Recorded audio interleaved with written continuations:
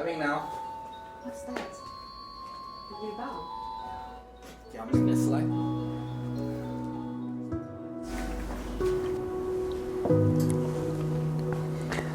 Welcome to you today. Welcome to this broadcast. It's from the People's Church, Constantia in Cape Town. Thank you for joining us. If you're ever in our locality in Constantia in Cape Town and you visit us, you'll receive a warm welcome. But in the meantime, thank you for watching what we're presenting you. Last week and this week, I'm speaking on the subject of the past and the future. I'm saying that our present is crucified, or we are being crucified between two thieves. On the one side is the thief of our past, and we looked and took the life of Peter as an example of someone who had a past and how he was restored. And today I'm speaking about the thief of the future. Corrie ten Boom was a hero, a Christian hero. She's got a tree planted in her honor in the forest of the righteous at the Yad Vashem in Israel. She is, because of the work that she and her family did in rescuing Jews or keeping Jews safe, sheltering Jews. The Hiding Place was the name of the book. Their family had, in Amsterdam, had a false wall in their house, and they hid Jews behind there in the Second World War. But they were found out, they were betrayed, and so Corrie ten Boom and her sister Betsy found themselves queuing up and shuffling forward to go through the gates of Ravensbrück, which was an extermination and a concentration camp in Germany, all women's camp. And the film that was made of it is called The Hiding Place. And so Corrie ten Boom was someone who knew about anxiety, about what was going to happen. As they were shuffling towards the gate on their first view of this concentration camp, Betsy said to her, "Corrie, how are we going to manage?" And she said, "Well, Betsy, do you remember when Grandpa used to give us the ticket when we were traveling by train to the center of Amsterdam?" She said, "No, Grandpa always used to keep the ticket in his pocket. And then when we got on the train, he'd give us a ticket." She said, "Yes." She said, "God will provide the grace that you need when you need the grace, not beforehand. Otherwise, you might lose that grace." And so she knew a lot about anxiety.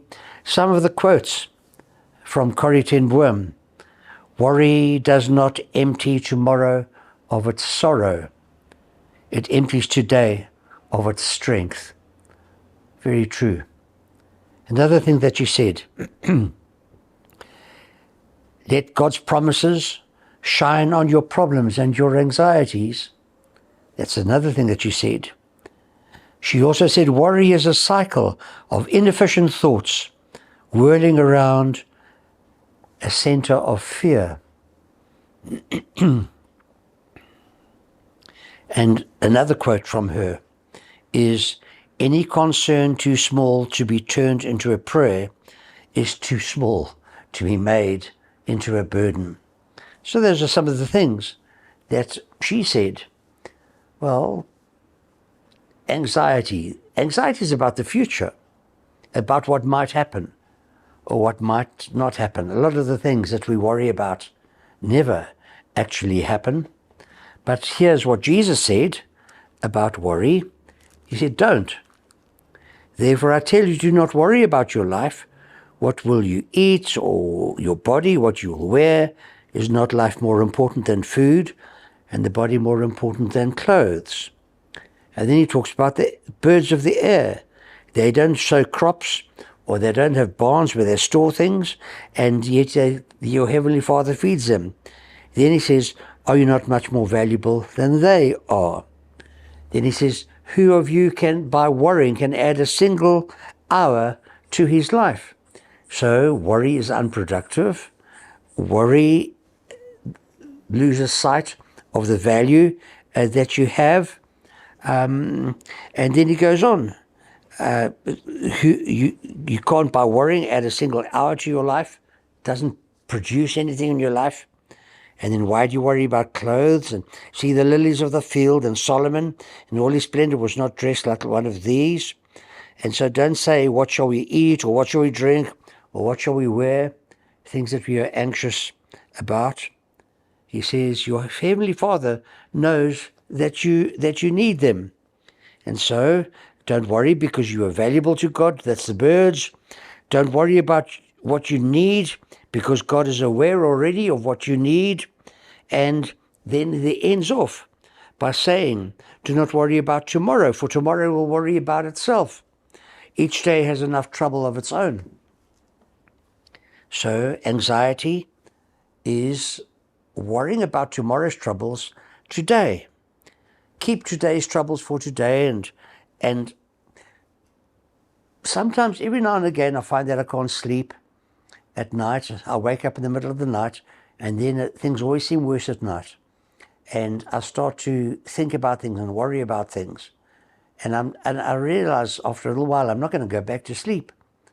And so I've learned that what I need to do is I need to get up, I go into the dining room as quietly as I can, and I sit down with a piece of paper and a pen, or my diary, and I write down the things that I'm worrying about.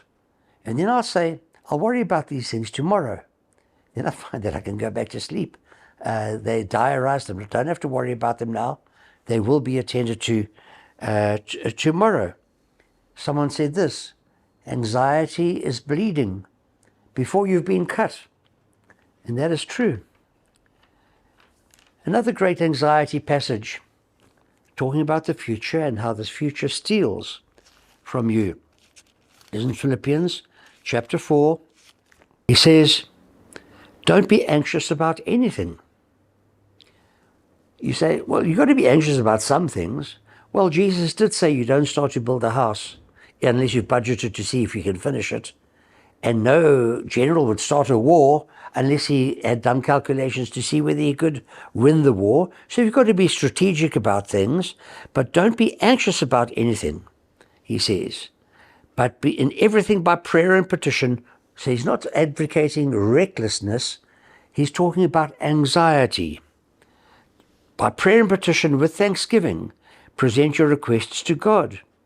And then he says, the peace of God, which transcends all understanding, will guard your hearts and your minds in Christ Jesus.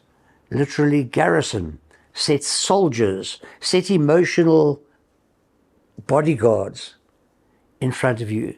So we're told not to be anxious. And so I thought I would take the life of Paul and see how he dealt with his future. What were the things that he had to worry about? He knew what was going to happen to a certain extent, and he dealt with the future in a certain way, in a certain manner. First thing I can say about Paul was that Paul was experimental. Paul didn't have a blueprint.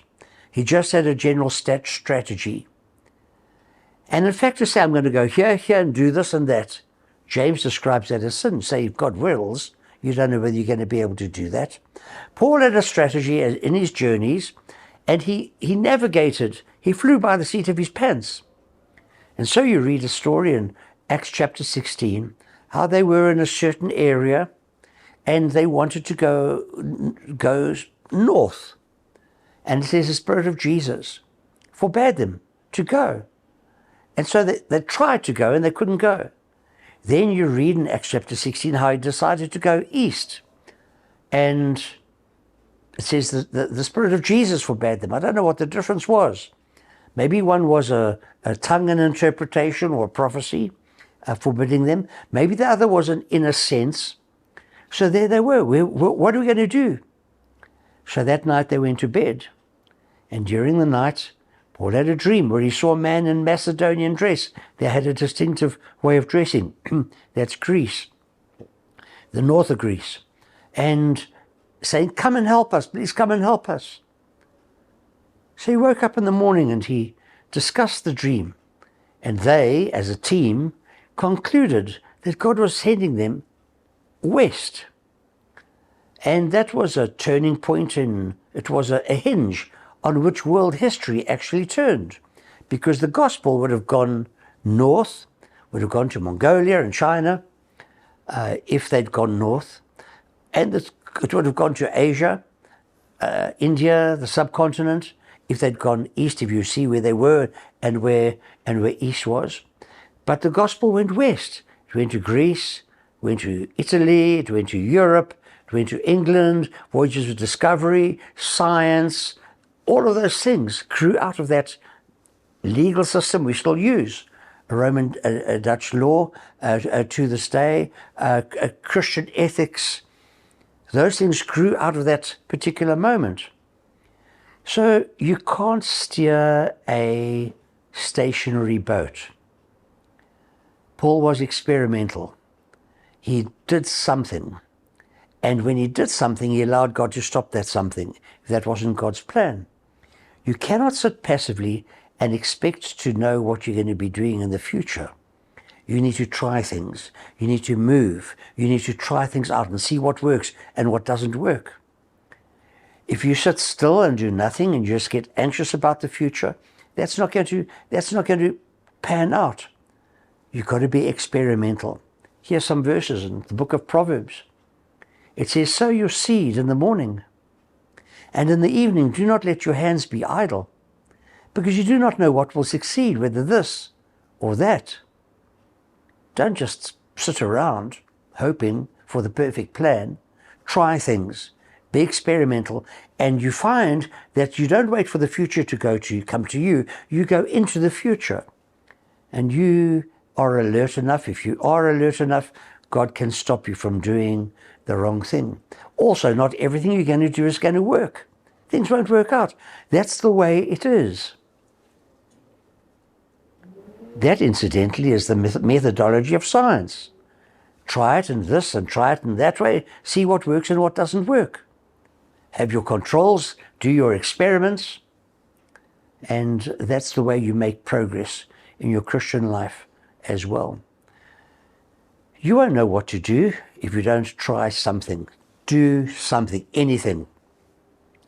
It's better to be doing the wrong thing for a little while than to be doing nothing all of the time.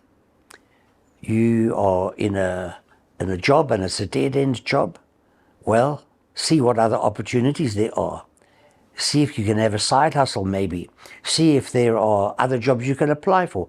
Don't just sit and complain about where you are. Do something to change your future. Here's another proverb. It says, he who studies the clouds never sows. If you're waiting for the perfect situation in your future so that you can go into your future, you're never going to do anything. There is never the perfect time to do something. You've got to give it a go and see what happens. Entrepreneurs out there, give it a go. See what's going to work and what isn't going to work. So that's one lesson that I learned from Paul. Here's another lesson that I learned from Paul. Paul knew what was coming, but Paul didn't know what was coming. Paul says, you read Luke's description in Acts of how Paul was taking his final journey through the churches, and he was going to Jerusalem. And there was a time, you read it in Acts chapter 18, Acts chapter 19, and Acts chapter 20, and then particularly the last part of Acts chapter 20. He was on a ship journey on his way to Jerusalem. Wherever he went, Paul tells us in the book of Acts, there were tongues and interpretation, prophecies, words of knowledge, revelations, that he was going to be imprisoned in Jerusalem. His friends who wanted the best for him tried to stop him from going to Jerusalem. He said, don't try to stop me. Everywhere I go, the Spirit testifies that bonds and imprisonment await me. Even though he knew what was going to happen, it says earlier on, he says, I'm going to Jerusalem not knowing what's going to happen. He didn't know the specifics.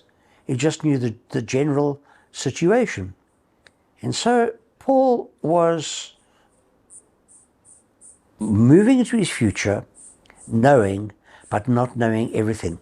When you go into your future, you won't know everything.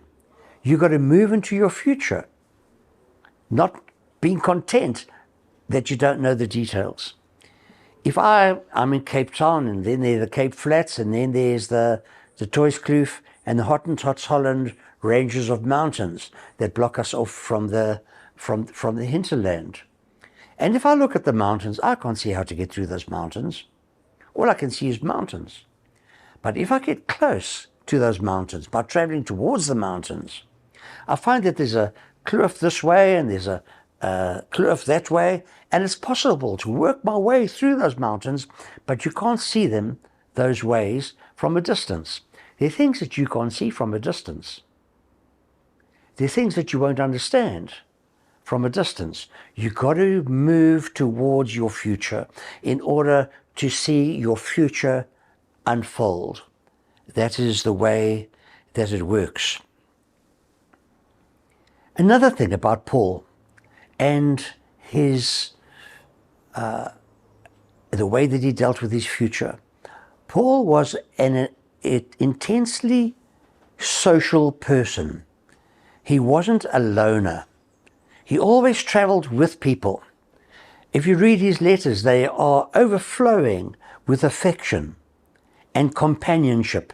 And if you read in the last chapter of Romans, it's just a whole chapter of greetings of people. Greet this one, greet that one. This one looked after me like a mother. This one was in prison with me. Those are my cousins. Those are the only Jews in that town. And I was so glad to be with fellow countrymen.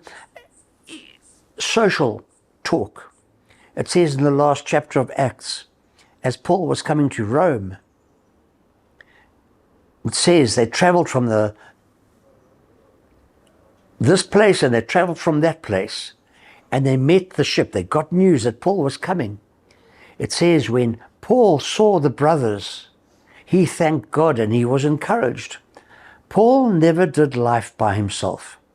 Your future and anxiety about your future will be more intense if you're living in your own space. You need to break out and get other people into your world. You need to travel in companionship. You need to consult with people about your future. You need to discuss things. Campfire, fireside chats, over coffee, talking about things. It's very important that we live in community. A wonderful verse when Paul is leaving the church in Ephesus. Listen to this. Acts chapter 20 and verse 32. Now I commit you to God, he says to the Ephesian elders, and to the word of his grace, which can build you up and give you an inheritance amongst those who are sanctified. So there he's saying, he's giving a farewell message and a message of committal. I commit you to God and to the word of his grace. Paul dealt with his future surrounded by the truth of the gospel, the word of his grace, the truth of God's grace. I commit you to God and to the word of his grace. The things that you believe are very important for your future. So you need to have your life surrounded by people and surrounded by what you believe. Then you can deal with the future, and it takes the anxiety out of your future away. Paul went to Jerusalem. He landed up in prison in the middle of a riot. They wanted to tear him limb from limb. He was put in a prison cell for his own safety. He was kept in a prison cell. He appeared before Festus and Agrippa, and then he went as a prisoner traveling to Rome. And the ship got caught in a terrible storm. It was a terrible storm. It was a dramatic superstorm. and they threw the cargo overboard. They put ropes around the ship because they were afraid it was going to break in half. And Paul was encouraged by an angel on the ship, because he also was scared. But he said to everybody on that ship, he said, don't worry, we won't die, because I am going to Rome, and I'm not in Rome yet. When you know that you've got God's plan, when you know that you are in God's hands, you'll find that you are kept with a tremendous sense of security. You won't die before your time. You won't be shipwrecked and completely your future shipwrecked along with that, so long as you are in God's will. And Paul knew that he was in God's will. So I say to you, seek God's will for your life and for your future. So I trust that these things have been helpful, and that you're not going to find yourself paralyzed by a fear of the future. That you will take these things that I've mentioned to you today, and that you will keep them and keep your own life secure and safe. God's got a future for you. God cares about you. God's got a plan for your life. And you need to discover that plan through trial and error.